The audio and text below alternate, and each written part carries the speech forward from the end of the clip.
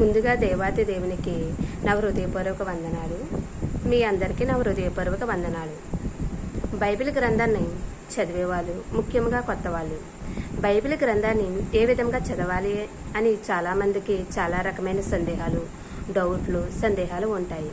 బైబిల్ని ఏ విధంగా అర్థం చేసుకోవాలి, బైబిల్ని ఏ విధంగా సులువుగా చదవాలి అనేది చాలా రకమైన సందేహాలు వస్తాయి.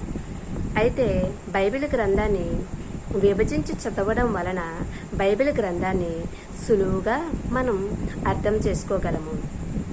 బైబిల్ గ్రంథాన్ని 2 భాగాల కింద విభజించారు: పాత నిబంధన గ్రంథన, కొత్త నిబంధన గ్రంథన.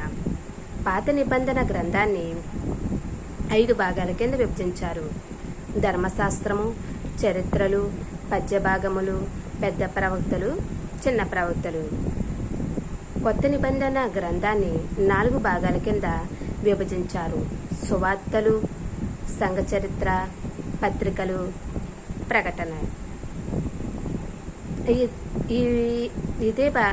ఈ విధముగానే కాకుండా గ్రంథాలను కూడా విభజించి చదవడం వలన మనం బైబిల్ గ్రంథాన్ని సులువుగా మనం అర్థం చేసుకుని చదవగలం. అందరికీ వందనాలు.